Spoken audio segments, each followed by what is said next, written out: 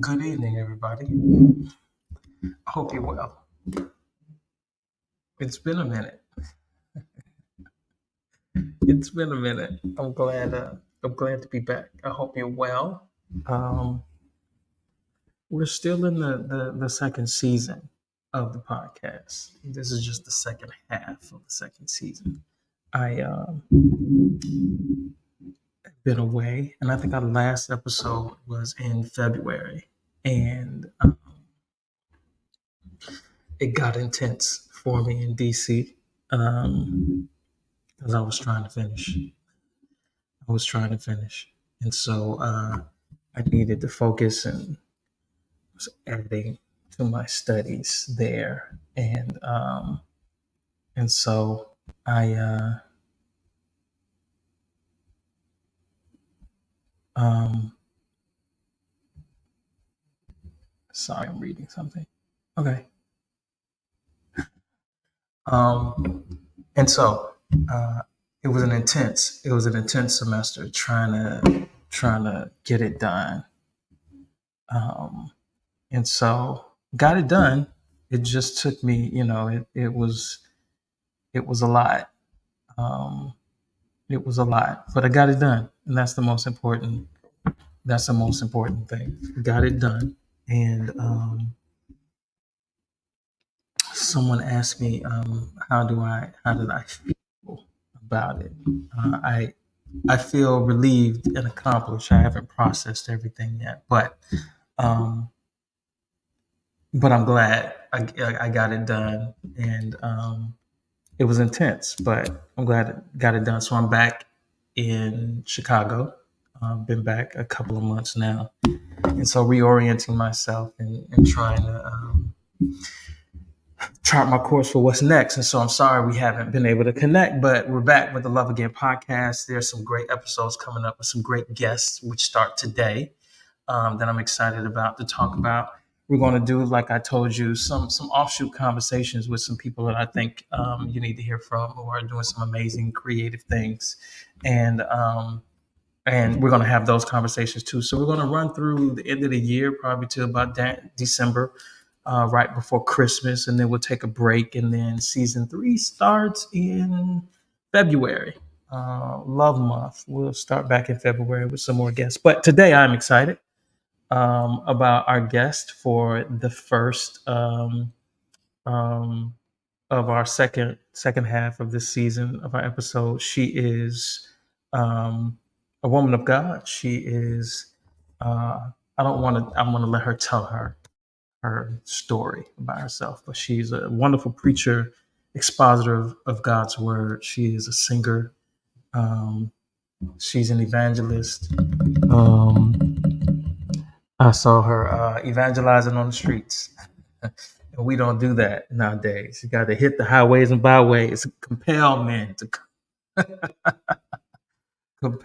come, and she is a tireless worker in God's church, and so I'm excited to have her here. I'm glad we were able to work out her appearance to be with us and share with us on the Love Again podcast. Hopefully, by the end of it, our conversation, I can talk her into coming back again sometime soon. We'll see how it goes. And so I want to introduce to you some of you all who may know her and who may not know her. It's the first time she's on our podcast.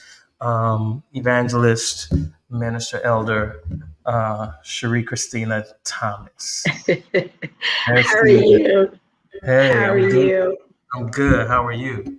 I'm doing very, very well. Yes, Yeah. sir. Yeah. Yes. How was your day? Huh? How was your day? My day has been very eventful. I heard Yeah. you say that I was out in the streets, and so today was our back to school event, and I am over the youth ministry at the church, and so I literally have been there all day for the last 6 hours, but it was successful. It was great. Although I'm tired, Mhm. I'm so grateful that God blessed us. So let me ask you a question Yes. about education system. So the kids are just now going back to school. Yes. So in New York, we Right. go back later than everywhere else. Okay. Okay. So unless you are in a special school, Mhm. and if you are in a special school, you just started last week. Gotcha. But Um, the public school system starts this week coming. you all have a very unique. You all have a unique school system because they call your schools like, isn't they called like uh you name them, they're named by number, Yes. right? Just Yes, it's interesting. But actually, it's name and number, but we do not go by name. huh. That We is don't. that's so interesting to me when I it's New Yes. York. It's a lot of, New York is a very interesting it's an interesting place.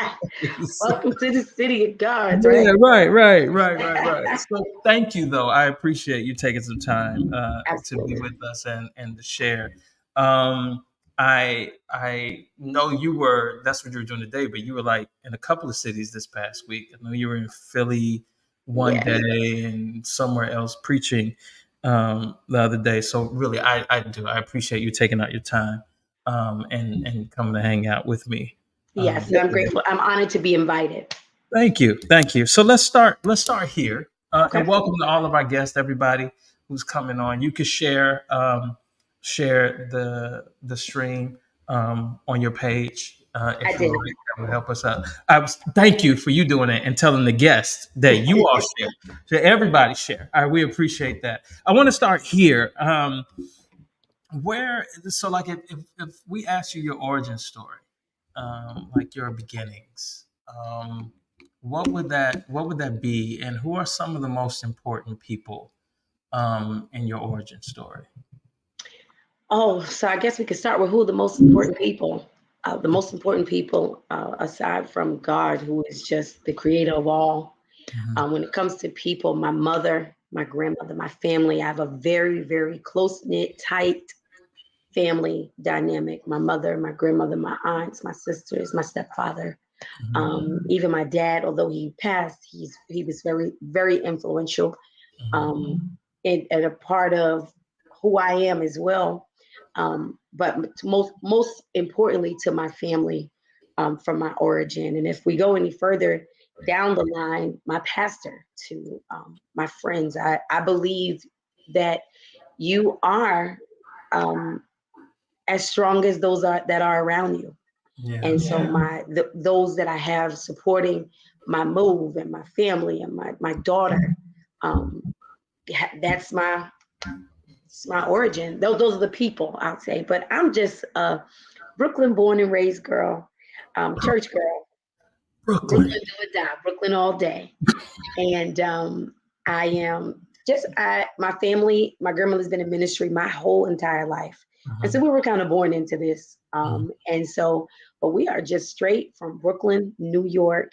And I love God. I love His people. I love doing His work. And outside of that, I love to have a good time. And so, I think my foundation has been not just in God, but in genuine relationships. mhm.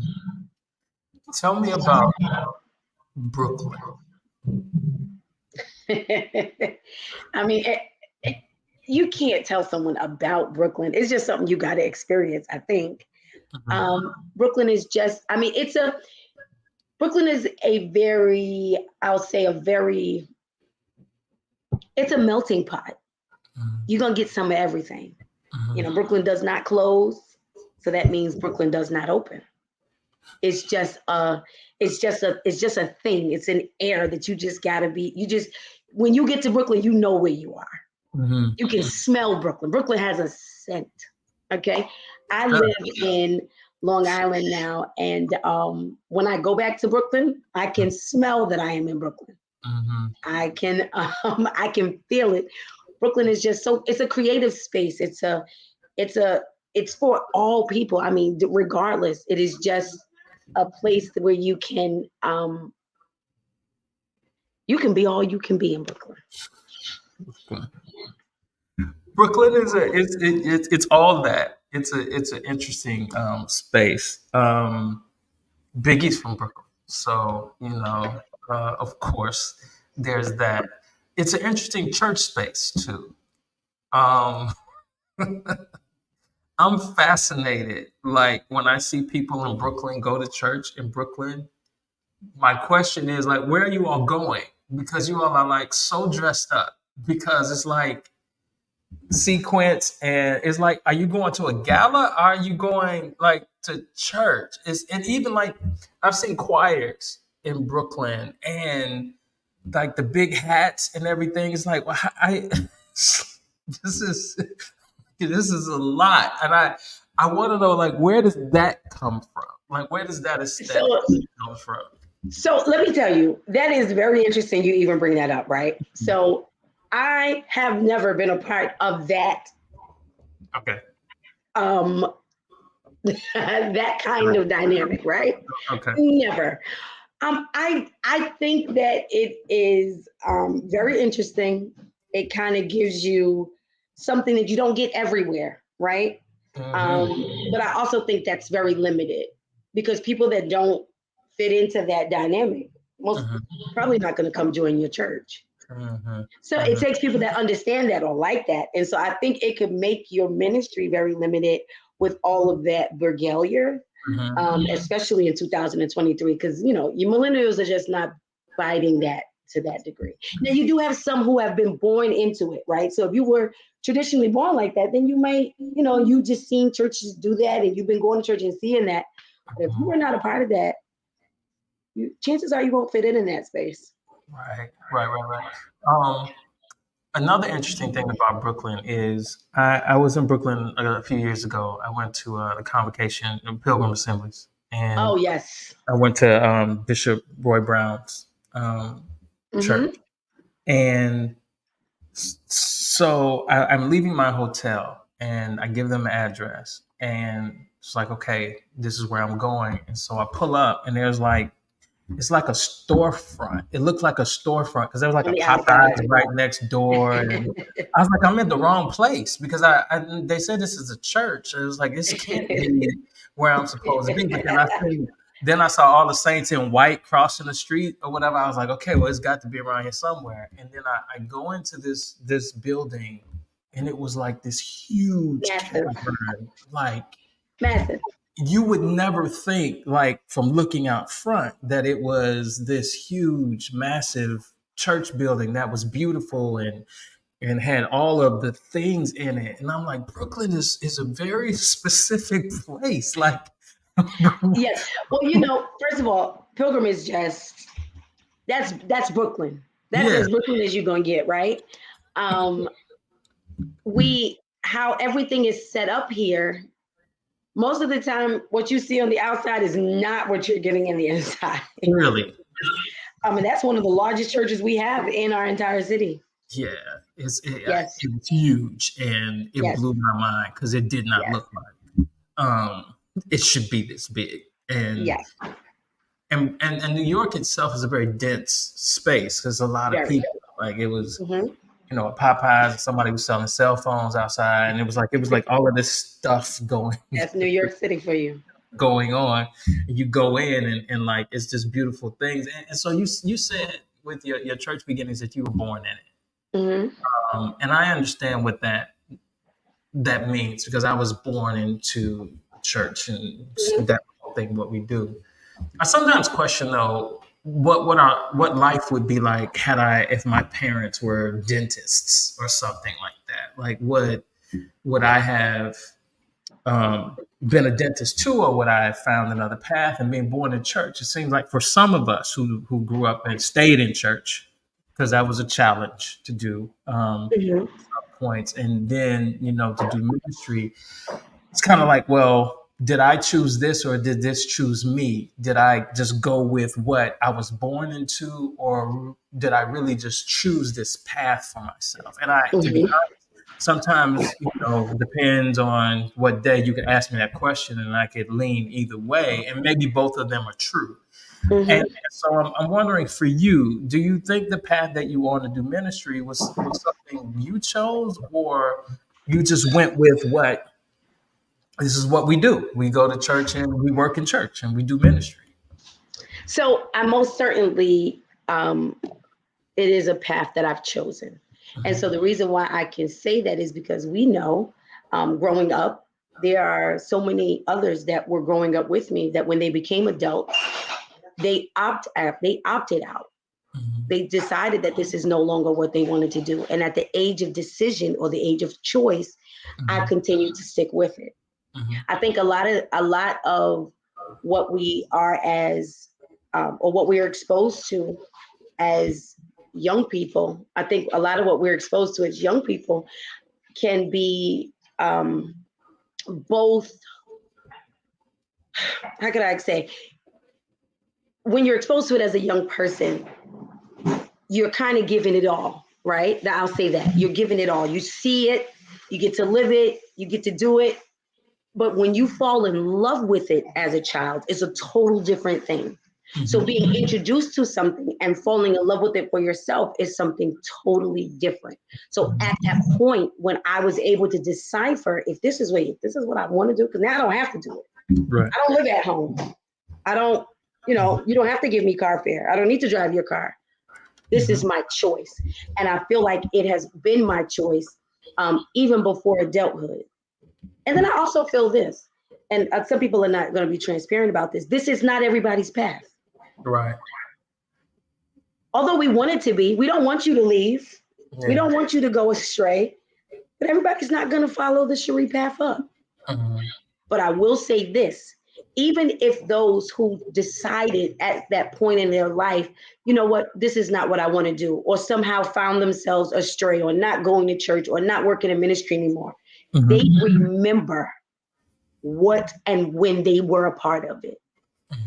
I'm telling you, there are people that I know that were in church with me as a baby, as a child, who's decided in their adult life, I'm not going back. But when hell hits their house, when their mama die, when their daddy's sick, when they know exactly, because they remember, although you don't stay with it, you will never forget the impact the church has on your life. And that's for anybody. Yeah. No, absolutely. So let's start this conversation. Okay. Who first taught you about love? And I'm asking because I understand we hear a lot about love growing up. Of course, one of the first Yeah. teachers we learn is love, but that doesn't necessarily mean that we understand what love is. Excellent. And I'm also curious as to if your parents taught you about love, is it something that they showed you, or is it something that they had a conversation to say, well, this is what love is, this is what love isn't, this is what it looks like, this is what it doesn't look like, this is what it feels like, this is what it doesn't feel like. And so growing up in church can sometimes complicate our definitions of love, and sometimes Absolutely. it may be in a good way, maybe in a bad way. But for you, who taught you about love, and what was that definition for you? And then, you know. Okay. So first, I think you bring out a great point about how we were taught about love, Mm-hmm. right? Of course, we were taught about the love of God. And I think that is what changes as we are progressing from generation to generation, and we're growing wiser and wiser. Because was I sat down and explained what love was? No. How love feels? That wasn't a sit down. Mm-hmm. But I was shown, and I was shown love. I was said, my parents, my grandmother, my mother, but I verbally saying they love and showing that they love, that they loved me. And that was the first, the first display of what love is, what I received at home.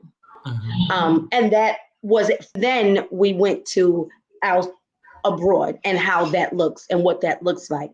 I think I think now in this current season, the more explicit conversation about love and what that feels like, and what should be done, what shouldn't be done. I think that's more of a conversation that I would be having with my 14-year-old than my grandmother having with me 20 years ago, because times have changed.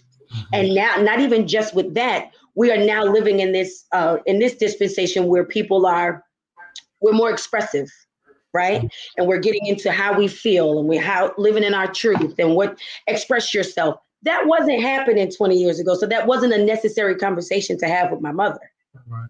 I just knew that she loved me. We took it, I know I woke up every year on Christmas and everything I asked for was there. Anything I needed, I've always been vacating. I've never had peanut butter and jelly. I've never eaten Franks and beans. I knew love on a different level. I've always had cable television. So those struggle lives that other people may have experienced, I didn't. Mm-hmm. So I was, and to see the comparison between where I was at in my life and where people were at, baby, this was love on a whole nother level. It couldn't get any better. But now that's just not enough. Where we are and where we are as a society, where our government is at, where our school systems have now went to, I think the explicit conversation is more likely to happen with the generation that is moving now than prior to. Not that it's never happened, but it hasn't been as needed. So you didn't have to explain to me that you loved me and why. No, I knew it. They showed it to me. And so that just makes it a little bit different. Go ahead. No, so how did that translate as you're becoming a teenager and liking boys and dating and all the like? Did it help you, or did it hurt you by not having language and words around what love is, and then being in church again, that's going to Right. complicate it a little more or whatever, Okay. because it needs to. Our framework for young people, they just told us, if you think about stuff, you're going to hell, and Right. we was all sanctified or whatever, and so it kept us from really being as social creatures, or maybe Yes. social creatures. Understand. Especially since, for me, my life when I was a kid, I got to tell people all the time, I thought school was something you did in between going to church. Like, we went to church all the time. Mm-hmm. Church was just, school was just a way for us to not be at church. And so all of our friends, cousins, social group, everything we did was amongst this group of people. And sometimes that doesn't translate, like when you go to school or you start getting older and you see other people who have different languages and different ideas about it. So was there a struggle? Was there tension? Was it easy for you to transition when you started dating because you had this idea of what it was? They had showed it to you? Right. So I guess sometimes when you say, with families that are, especially when your whole family's in ministry, that whole idea of you can't date, you shouldn't date, you're going to go to hell, boyfriends are of Satan kind of thing, boyfriends are a distraction, dating is a distraction. That wasn't my family up dynamic. And so I've always been able to express those things. I could talk to my mother about it, talk to my grandmother about it, about a boyfriend, about a date. What should I do? What do you think? I didn't have that kind of upbringing where the interaction between you and a man is a bad thing. It was what I also saw affection. And I've seen conversation and how that is displayed. Whereas I do know that most people from, I guess, in times past, from a church family dynamic, that you just shouldn't do that. So then it would make it hard for you to interact or to transition. But fortunately, I didn't have that. And so I was able to. I probably have one of the most balanced families you have ever heard of. As deeply rooted as we are into one thing, we are as deeply rooted into the next. So we didn't have. I don't come from a. Is all God, you're going to hell if you close your eyes, if you wear red nail polish. That just wasn't our dynamic. But I think that because of that and that ability to be expressive or to ask questions or to talk or to have a conversation, I'm telling you, it wasn't until, and even now, like if you want to date me, you can meet me at my grandmother's house. You can pick me up in front of my aunt's house. I don't have to have a limited, how could I say, my family is not limited in their mind or in their thinking about our social relationships, which helps me to interact and which helps me to deal even as a teenager transitioning, even as from a teenager into adulthood, and even going from that, young adult vibe to where I'm going now. I'm 35, I'm climbing up the old lady ladder. It is, though, that dynamic has helped because I've seen it. I've been able to express what I feel, and even my daughter does the same thing. Do you remember your first love? Okay, that's a very good question. So I realized, and this is good. That was very good. That was a very good one. To be honest, now, because I married my first real boyfriend, right? And I realize I've never loved him at all. Like, it's impossible. I don't know what that emotion was, but I'm telling you, not a little bit. And I've sat and I'm like, you know what? This was love. It was kitty love. Then I'm like, no, it wasn't that either. No, I never loved him at all. I liked him for the idea, never loved him at all. Okay. That hurt you, right? No. No, it's fine. I get it. I know. I totally understand. Right. I cared for him to a degree. Sure. So what? So let's dig deeper. So Go. What was? And I want to say that we did not talk about these questions. He's asking. We did not. No, we did not. So we on air. Go ahead.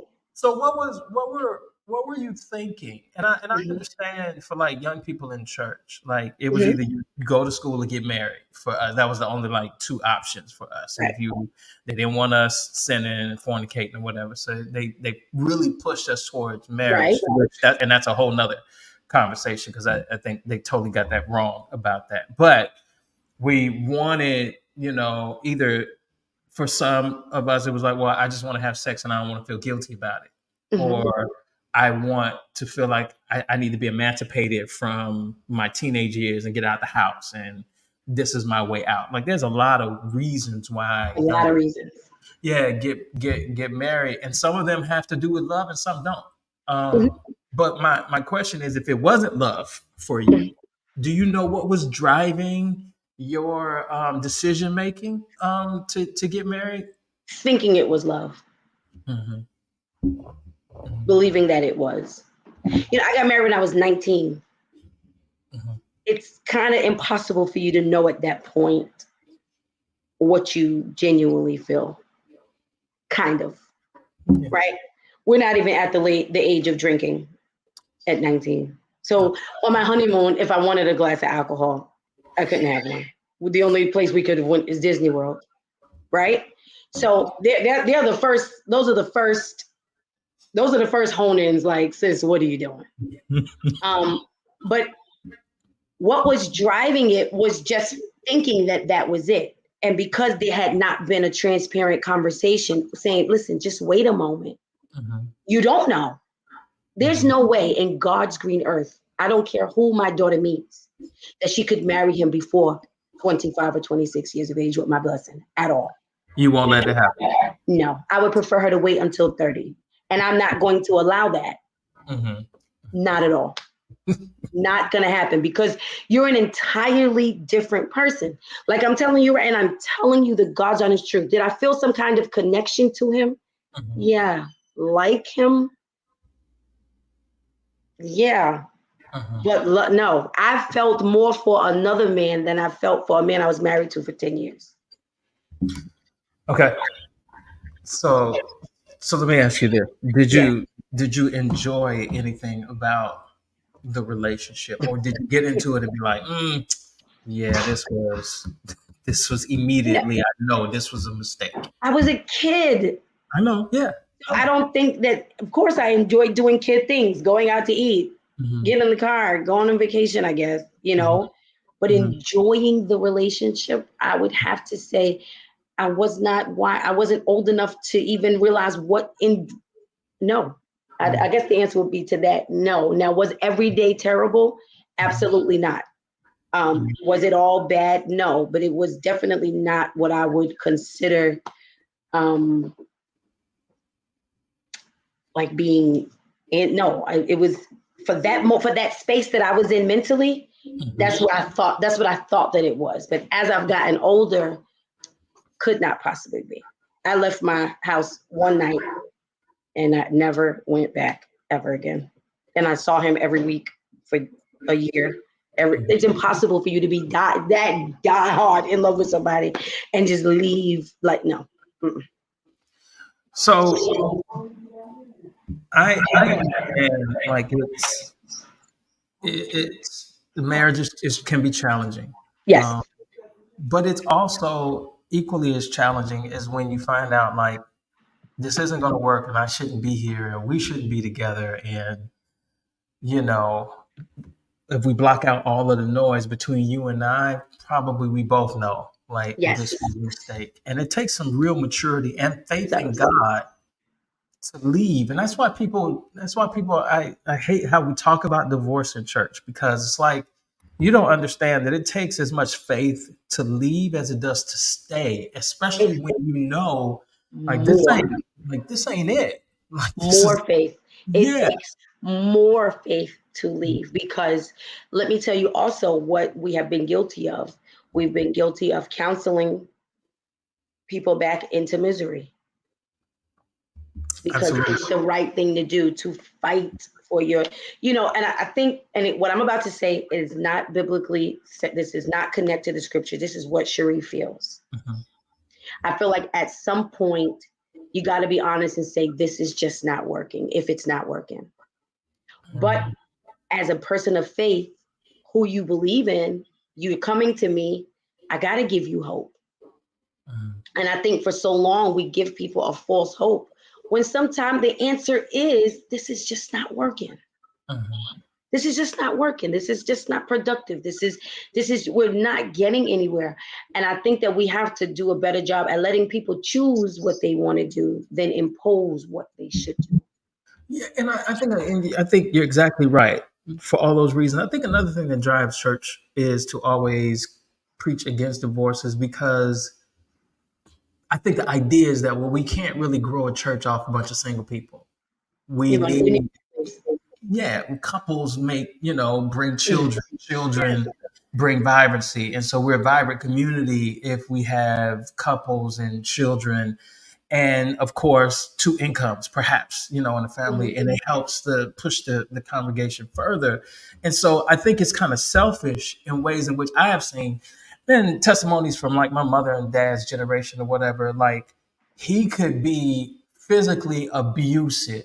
My mother told me a story when they were young people where this woman of God was at church and Mhm. her husband was beating her and abusing her. He came into church on a Sunday morning and grabbed her out of Sunday morning service, No. and everybody acted like they didn't see it. And the idea was for everybody was, well, that's his wife, and that ain't none of our business, right?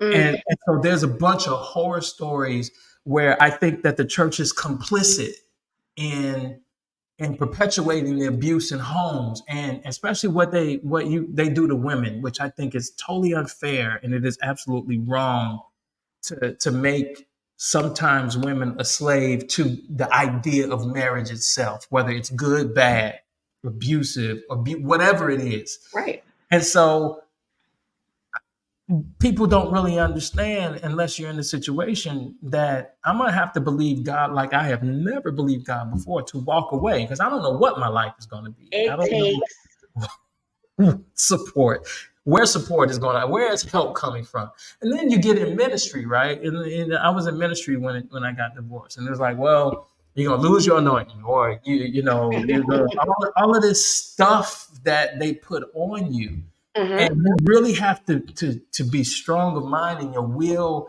and be clear about what's best for you maybe about what's best for them even if they want it or don't want it right. It's like this is what needs to be done for me to be happy, for me to be free to walk my path with God, and Absolutely. you need to be free. And so I want to know, like, divorce is a loss. Loss. It's grief. You This is grieve good. the This is loss, good. even when it's necessary, and both of us know, like, yeah, this is what we need to do. Mhm.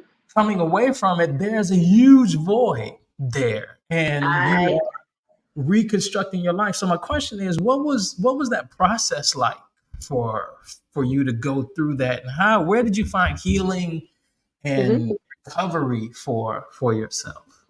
So one of the things that I love that you said is that it takes more faith to leave than stay Mm-hmm. in a lot of cases.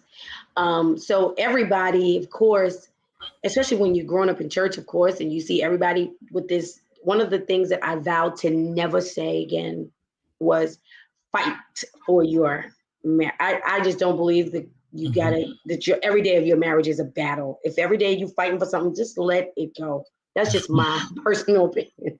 But it does take more faith to leave. And so, what did that look like for me? I had to decide. When I left my ex-husband, we were actually in contract for a home from the ground up. It was brand new. We were in contract. Mm-hmm. Now I had a choice because at that point I was already coming into awareness that this is just not working. And of course, toward the end of a marriage, you do try and do things to, you're trying to, something's got to work. Mm-hmm. So maybe buying this house will give us some kind of life back here. It'll give us, this is something we both want.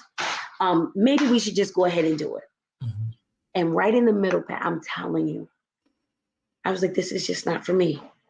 Like, and of course, I had the typical woman thought initially: buy the house, get the house, and then after that, you go to court, and they're gonna put him out, and you still have your house, right?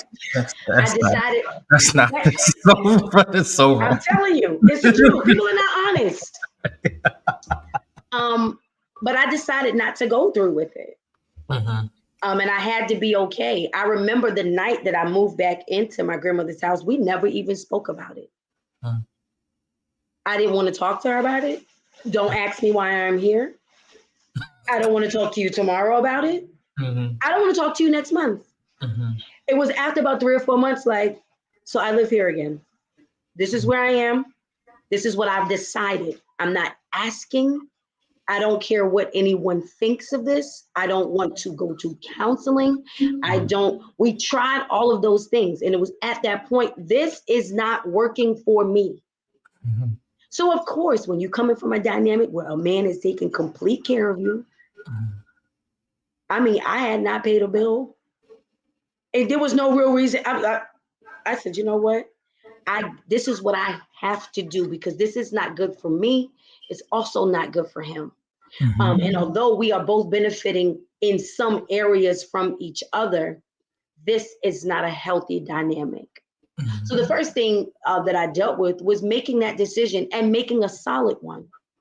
That you can't pray me back. You can't speak in tongues to get me to go back. Guess what? I'm not even asking. Everything that I felt like was the right things to do, that didn't work. And the confirmation was it's just time to move forward. So, of course, for me specifically, I knew that going home was the better thing for me to do. I left home too early anyway. So, going back home was definitely a part of my healing process because not even just the not having the stress financially that I would have had if I would have just went on my own, but you do need people around you. You do need a different environment, and being at home really helped me to navigate that space. Now, although the affection you receive from your family is not the same as a spouse, my family is extremely a lot. And so it does compensate for some of the need that you do have for human interaction, especially going through a divorce. So we're constantly vacating, we're constantly moving, we're going away, we're having dinner 3, 4 times a week, we're going here together, we're doing this. And so that kind of helped me navigate that season because I was not alone. Now, the times that I needed to be by myself, I most certainly had that space, but it didn't force me to where I needed to be in another relationship. I didn't feel I didn't feel the voids as bad because I had people in my corner or in my space. So other than love, would you say you didn't love him? Let's take that off the table for a minute. Okay. What was the relationship lacking that you needed from him or Awesome. from the marriage that either he didn't have the capacity to give or between you two you all couldn't create for yourself? So I would have to say most certainly affection. Mm-hmm. Affection in everything. There was the relationship completely lacked that. I'm used to a again, not his fault. This is just my setup, and his was different. Mm-hmm. Um, there was we were missing that piece. So it's hard to be intimate with someone you're not affectionate with. So we could be sitting in the house for 3 4 hours and he doesn't open his mouth and say anything. Mm-hmm. That's like for a person like me, that's abuse. Are you easy to talk to? Yeah, I feel like I'm easy. I feel like, I mean, who's gonna say I'm difficult to talk to? I don't like. I'm not gonna say that. Um, I have to say that there we were missing, and not just that. Mm-hmm. The family dynamic was missing, and because our family lives were so different, trying to get him to see things the way I seen them, or me to see the way that he's seen things, was just totally, totally night and day. Mm-hmm. And I think that if we had more of an intimacy from a relational standpoint, then we probably could have made it further. But because we were lacking that so bad, Mm-hmm. um, and again, not just that, because there was a time we were at the same space. We just started to grow differently. Yeah. We just started to grow differently. Mm-hmm. And that is a reality because you're both going to grow. The issue is, are you going to grow together to some point? Sure. So after your divorce, did you ever get counseling, or did you ever have find a therapist to kind of walk you through what, or did you just kept going and went to church and recovery happened kind of organically for you? You know what? To be honest, when I first left home, which was the hardest season, my uncle. So I left home in December, and my uncle, who I mean, we were extremely close. I mean, together like Mhm. two peas in a pod. He kills himself in March.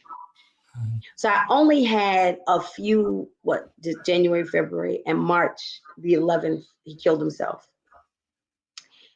So my uncle's death was so terrible for me to deal with. I started to go to grief counseling. If you would have said I would have needed a therapist to get through my divorce, I would have probably told you absolutely not. God is the healer. God will take care of this. I'm going to be all right. I don't need to talk to anybody. And I never would have even attempted.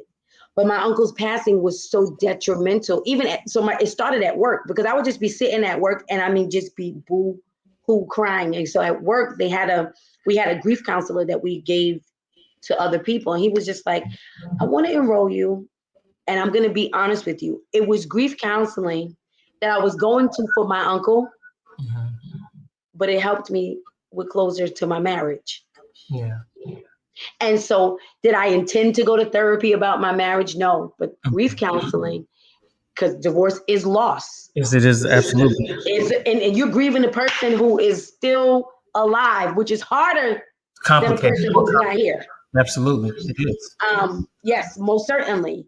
So to your question about if I felt like God, yes, I knew God would do it, but I was able to have a resource that helped me here on earth to get through that season. And even that was not a discussion. I didn't ask anybody, what do you think? Because you ask church people, what do you think about you going to count? You don't need that. God is going to take care of it. If you just get on your knees and pray and stop eating for 3 days, it's not going away, sis. It's not going away. And I do know that therapy to some degree does assist in that grieving process of your marriage. Let's talk about grief for a minute. Yes. There's no way to be human and at some point you don't grieve. No I way. think there's a philosopher who says that if you don't want to grieve, then never love, because Hmm. if you love, you're going to grieve. Um, and it seems like, whether it's a divorce or whether, it's a loved one, how we deal with our grief really sets a course for our life. Because I think there are losses that are so painful that Mm-hmm. if we don't have the help, we will be forever altered and stay in that space. Like we will never get over it. I think it's that like that scripture in the Bible where it says, I think it's Rachel lost her son and she refused to be comforted. Like Yes. there are Mm-hmm. moments where you're in grief, sometimes will take a hold on you that you don't want to get better. Like I feel like if I get better, it means maybe I didn't love this person the way I should have. So let me stay right here and be sad forever as a testimony to how much I love them. But of course I don't think that's healthy. And I've grieved in harmful ways, in unhealthy ways. And then I had to learn to grieve in a healthy way. And so Mm-hmm. you're experiencing your loss, your uncle, you said, Mm-hmm. which is a complicated grief when someone passes from suicide. Right. And I don't know if we talk enough about suicide in the church, but that's a conversation for Mm-hmm. another day. But you also said that your dad passed away, so Yes. I'm assuming like these are pretty important men Right. in your life who maybe helped shape how you understand men in general. And Yes. so I'm interested in how you grieve and how do you grieve now to keep them in your memory and in your heart, and yet you would know they would want you to move on and live life and find happiness in front of you. So what is that for you? As time goes on, because there's levels of healing, Mhm, right? So you never replace the person, you never forget, you never stop missing, you never stop wanting to hear their voice. mhm, But the painful piece of it does subside as time goes on. How do I deal with those great losses at this point is, I mean, I had a conversation with my uncle a couple of days before he was successful at his suicide attempt. mhm, And so he says, well, I'm going to kill myself. And I'm not like, we're not going to be doing this. Do me a favor. When I do this, so he gives me his Instagram and his Facebook. And so I'm like, this is not really happening. Um, he said, and just remember, that life goes on after this. This is only going to hurt for some time. And then you're going to realize that you're going to be okay. I mean, I didn't understand that at first. And at first I did not believe that I was like, I'm never going to get better. Um, I think the peaceful part of that is we cannot choose people's path that they decide. That was his decision. And I mhm, think the peace in that is God knows what I desire. God, we know what God's will is, but he decided to take matters into his own hands. And so how I get past that is nothing happened to you. This is what you chose. mhm, That's how I get and go forward. Even in my marriage, you chose to do this. mhm. This is how I'm going to keep going. This was a choice. You could have said no. You could have said no. I'm not going to do this. I'm not going to have children with other women. I'm not going to do you. These are things you could have chosen. But this, what's helping me get through the grief is knowing the other side. That I'm not. I cannot. I'm not responsible for your life. You have to make those decisions. Yeah, I've doing pastoral work Mm-hmm. and just observing, life. I don't. I think we demonize people who make a decision to commit suicide in a very Mm-hmm. unfair way.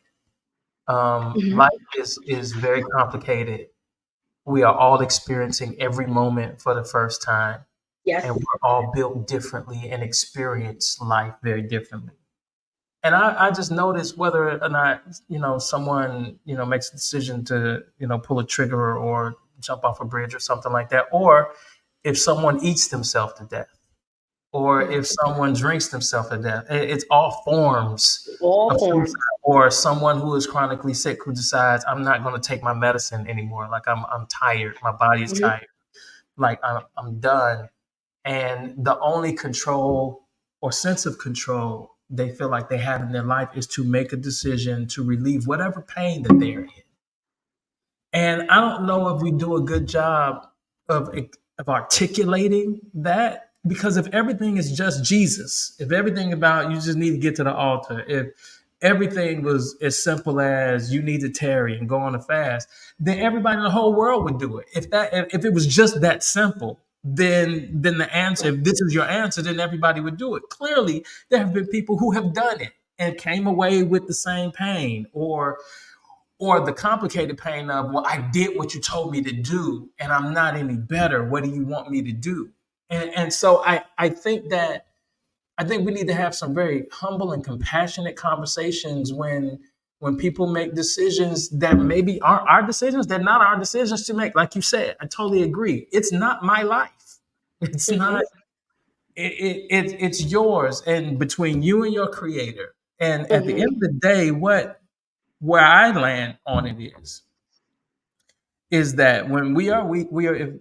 I believe we're all God's children, and if this is your decision, then I trust that you fall into the hands of a very compassionate God, that He carries His lambs in His bosom, and He catches us when we fall. And that's I think that's about all we have to put that under umbrella. And there is no bow we can put on that. There is no like Mm-hmm. to make that sanitary for the masses, because everybody won't understand it. But I'm interested in, how do you recover yourself after your divorce? Like, you were in wife mode for whatever that was, Yes.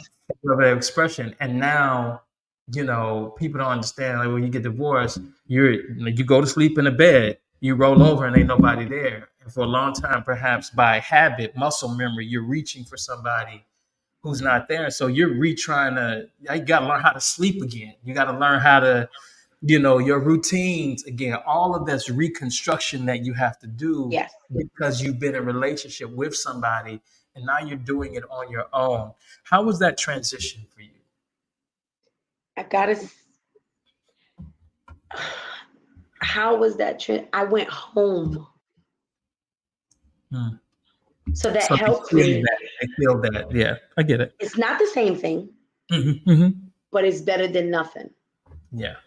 And so I didn't have to heal by myself. Hmm. That was one thing. I think another thing that sometimes when it comes to divorce, is like we are so interested in the glow up Hmm. and what your life is after. And we don't realize the painful parts or the painful season that you have to go through after you come out of that. Hmm. We don't, I'm telling you, there's so many people, oh, I'm doing better now. And I'm doing, mm-mm-mm-mm. You do worse for a season. Hmm. Whether you decided, whether it was best for you to leave, whether it was your choice to leave, whether you were the cheater, whether you were the victim, whether you were the abuser or the abused, for everybody. When you first come out of that, you go through a freeness, but you are bound emotionally for a season of time. And I think that navigating that space for me, it was different. It was different because now there's nobody paying every single thing. Not just that, there is no, um, this is being, I went back, I reverted back to being 19 again, even in my actions. I was leaving, I was going all over. When I tell you, get on the airplane every week. I went to London maybe 10 times, LA, Chicago, all over the place, just traveling and just going, because it was like a freeness, but there was still something that I was missing in that space. And I think that in that transition, that's when I met God the most. Now I've been saved all of my life, as long as I can remember. I've been in church all of my life. I know God to be everything that He is.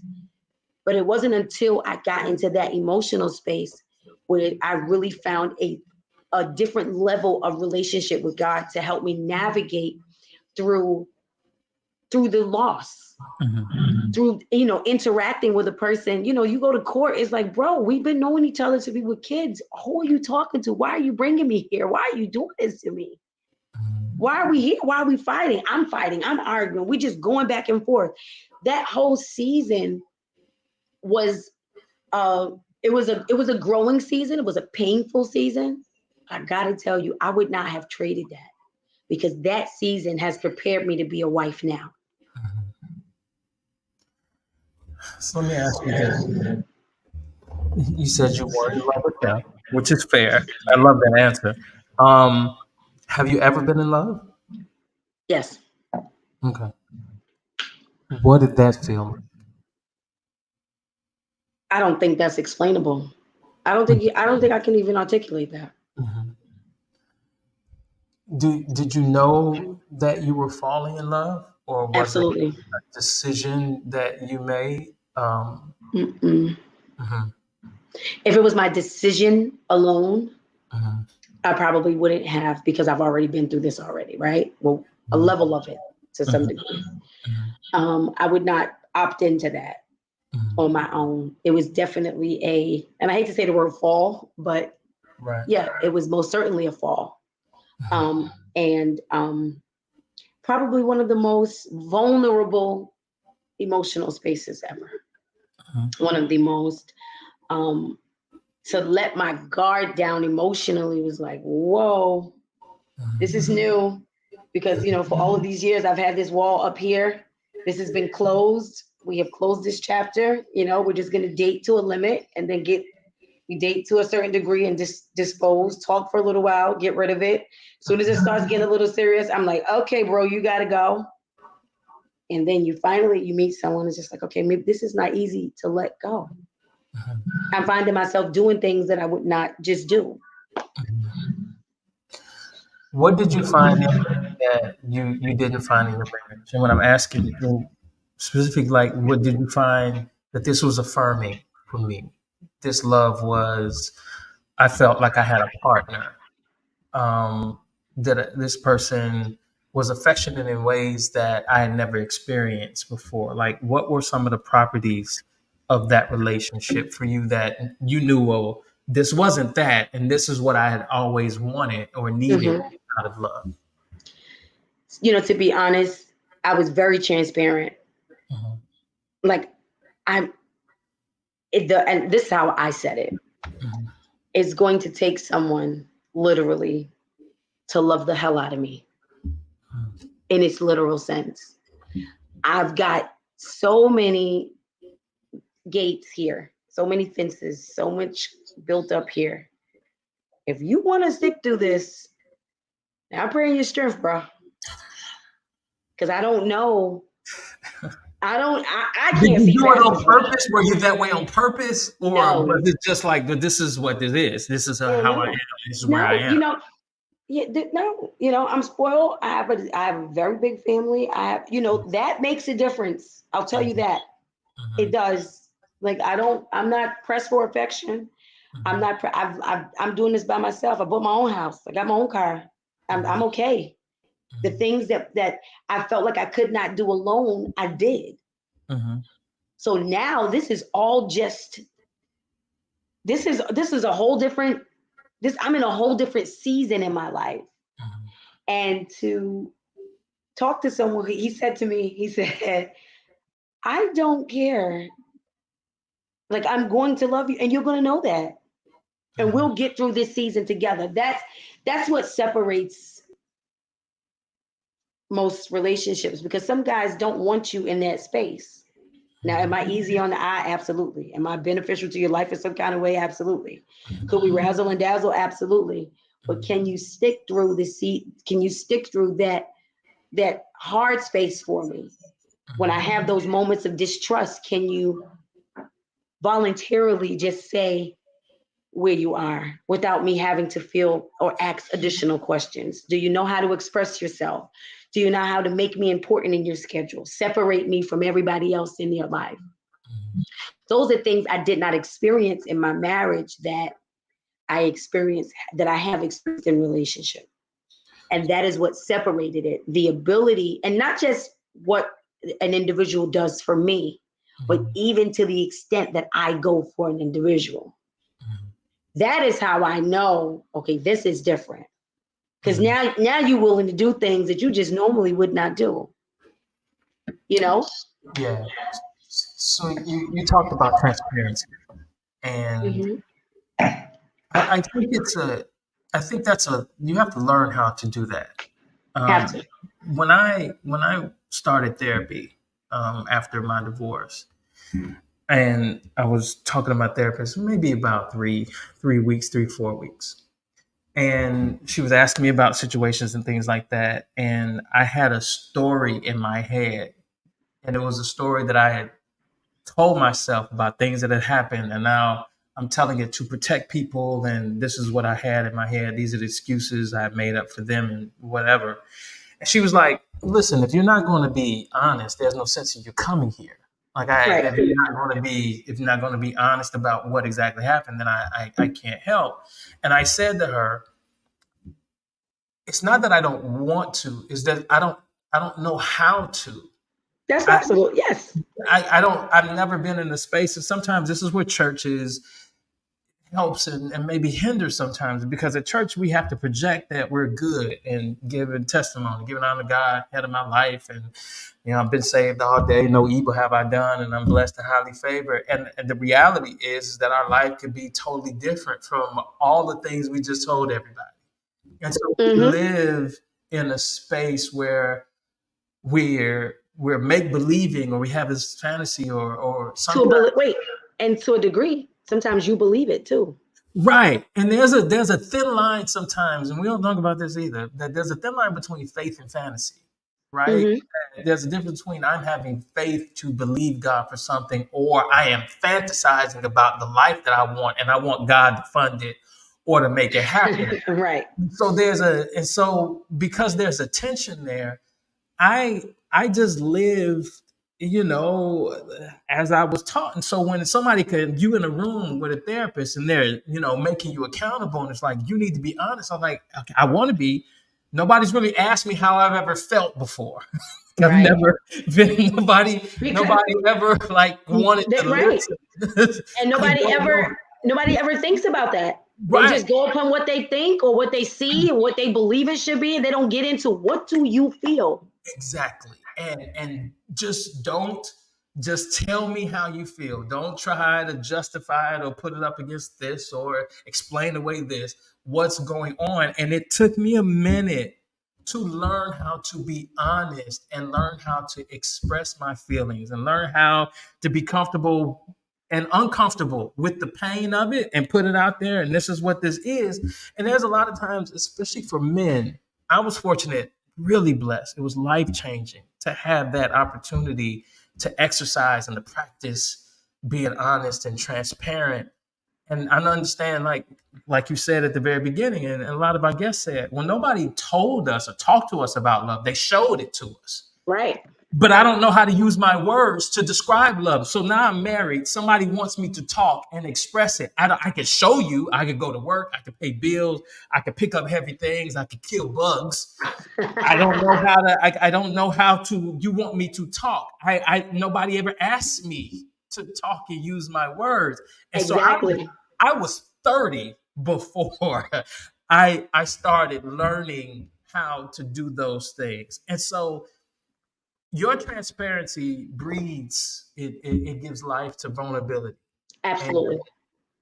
there's no way to be in deep relationship with someone without having those things. And so I'm interested in what that felt like. I know you say you did it, and you say, Mhm. well, I'm going to be transparent, but if this is the first time for you, then it's Mhm. like, oh, what did that feel like? Do you think you were successful at it? did you Yeah, when I do tell you you, regret doing it, no, or it was the most liberating. I'm telling you, it was liberating. It was uncomfortable, of course, to express that kind of thing. But this is where I am. I got guards up, and I Mhm, want you to. I need you to fight for it. I need you to help me through this tough season. mhm, And I'm strong. I'm capable. But I'm broken. mhm, How are we going to navigate that? I don't want to run you off, but I don't know how to receive you. I don't want you to leave, but I don't mhm, know how to hold you. mhm, And I'm learning all over again because I've had years of not just years of divorce, but years of the bad pieces of the marriage years. yeah. And that was just very transparent. Like, this is where I'm at. Mhm, And I felt so good because he received me. mhm. And he said, I see so much more outside of that, and I'm okay with that space. And that's another thing too, another blessing. I don't know if it's a blessing, there's a blessing and a burden, I guess. But when you deal with somebody who has been through what you've been through, and when they've experienced divorce, they understand your pain and your healing a little bit more. And not to say that this is it or this is the man for my life or anything. No, but it helped me to come to a certain space emotionally that I'm at least, if this is not him, which is okay, if this is not the husband number two, that's fine. But what it has done, it has shown me emotionally I am not numb anymore. Mm-hmm. And that I can feel again, and I can love again, and I can be a part of a relationship or a partnership. I'm not ruined. Mm-hmm. I was damaged, but it's recyclable. It can come back. That's beautiful. I'm gonna let you go in a minute. I'll let you go in a minute. Thank you Mhm. for your time. But let's talk about ministry real quick. Yes, absolutely. You're in full time ministry and you're in it, and you're also a woman, which is can Yep. be a very interesting space, as I observe, for you all to navigate it. Hmm. How has you think your gender helped or harmed? Maybe Uh-huh. it has pushed you forward, and has it in ways held you back to do the ministry that is in your heart to do? Okay. Do you want me to answer this with you? Do you want me to say anything about relationship as far as this is concerned as well, or No, no? no, you can answer it however you Okay. want. Yeah. Has my gender it does both. Mhm, It does.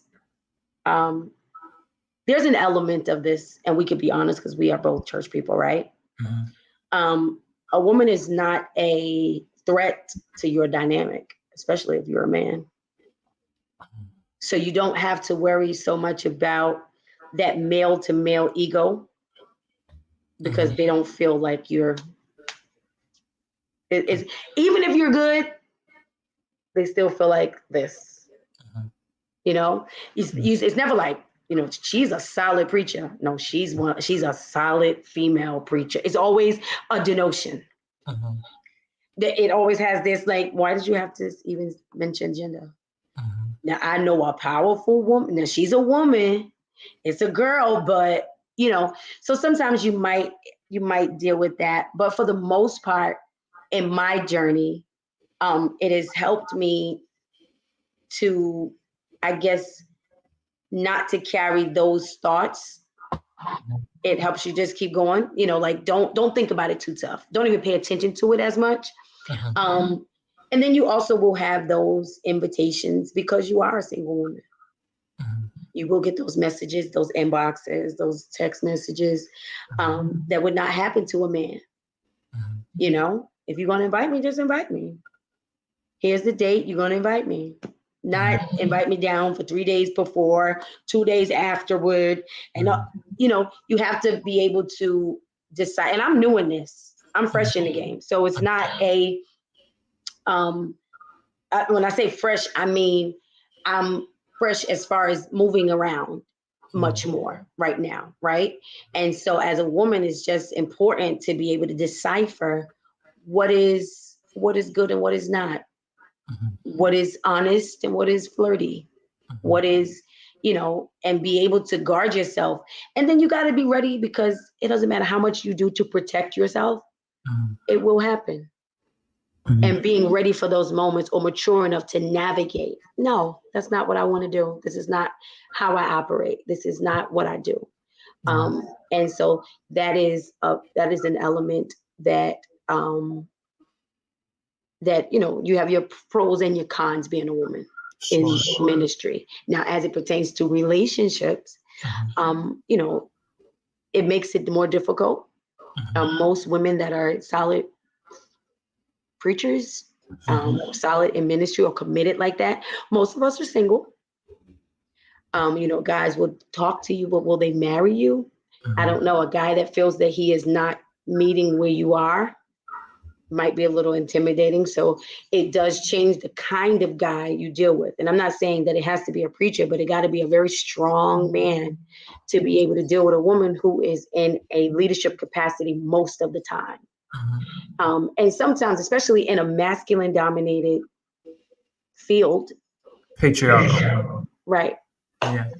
You know what I mean? So Yeah. it comes across, because you do. I'm naturally aggressive anyway. You can hear I'm talking. Like I'm just naturally aggressive, and this is calm, right? So I'm a naturally aggressive person. I'm Brooklyn all day. We can go Yeah. outside. Really. You want to go. You want to go to have prayer. You want to go outside. You want to fight. You need to go. Like this. Whoever you need me to be, I could become in a split second. Yeah. Y'all So different. yes. So with having that natural aggression is like allowing the right man to find you that can handle those aspects. It does become a bit more of a challenge because then it's like, he's got to be solid enough in himself to let you be you, not intimidated by your tone of voice or, falling apart because, it makes it far more difficult. But I do believe that even though it may take a while, when it does appear, it'll be worth the wait. Okay, let me ask you this. I'm gonna let you go. Then I'm gonna let you go. You do youth ministry. Yes. I spent the last couple of years around young people, and Mm-hmm. these kids they're different, and even Different. these church kids nowadays are different. Different. What are some of your hopes for them, and what are some of your fears for them? My hope is that they would give their life to God. Give their life. Now, maybe they might not do it like me, but to whatever degree, do not get so hooked into this world system. Because 15 years ago, we knew we needed God. We knew we needed God. Now society is making it seem like you don't need that. That we're all the same. There's no separate religion. You don't have to believe in Jesus. You could just believe in the air. You could believe in the universe. Believe whatever you feel. Believe that there is, that the ancestors are speaking to you. That anything that the entire agenda of the world has changed and how they translate information. So my prayer for young people now is that you do not forget that you need God and give God your life. And you could have I have an amazingly balanced life. Okay. I'm telling you, we can go into any room and we're going to have a good time. But I still dedicate my life to God. So that's one of the things that I really want for young people. One of the things that I am afraid is that they may get lost because we are not taking time with them. We live on a individual thing. Everybody's individual, selfies, do it yourself, DIY. You don't need anybody. You could just get on and do things on your own. And I just don't want us to get lost in that space because we are their connection to a God they don't know yet. And so that's what I intend to be, a bridge. And that's why a day like today, I have to preach tonight. We'd already scheduled this. I had to preach it, but I still took my whole day today and invested and poured back into young people because I want them to see the God in me, see the God in them, and see how they can be of service to others, still serve God, and still have an amazing personal life. Wonderful. Thank you. Thank you You're for welcome. hanging We out. got to do a part two. You got to do it. Thank you. You ain't got to say nothing but a word. So we definitely gonna have you back. Before Yes. I let you go, I do this with all our guests before they leave. I got 5 quick questions. Go. Quick questions. You good? You Ready? ready? Yep. Do you believe in love at first sight?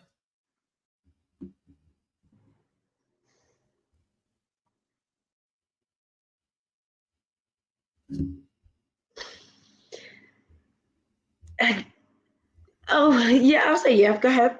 Okay. Okay. And that would have to be a whole nother conversation, but we're gonna chop this up the next time. You got to preach, so you can come back. You Yes. can explain it all to us You next. can explain it all the next time. Um, what have you learned from loss? That you can begin again. May not recover it, but you can still start over. What have you learned from love? That although that it's possible. What makes a good lover? Consistency. When was the last time you cried because you were happy? Might have been last week, a couple days ago. Wonderful. Thank you so much for being with us on the Yes, pod. we're gonna wrap it up again. We got to wrap it up soon because I want to dive into that love at first sight. There's a lot of things we got to go back to. Tell everybody where they can connect with you from on social media, how they can follow you and be more acquainted with your work and ministry. You can follow me at Sheree_Christina_ on Instagram and Sheree Christina Thomas on Facebook. And that's everything you need to know. You'll see it right there and ways to connect with me. And you also have a podcast, right? You do. Yes, the perspective. And you're Okay, going to be featured up with us. We're going to work that out. we'll work it out. Absolutely, I Yes. love it. But thank you for coming. Thank you to all of our Thank you. audience. Thank you for hanging there, Leslie, George, everybody that's hanging out. I appreciate you. Love you all very much.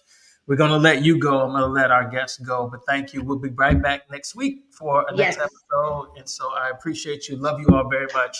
Take care. Be safe. Bye bye. Thank you so much, Pat. I forgot Thank that. you. Thank you. Bye bye. Bye bye.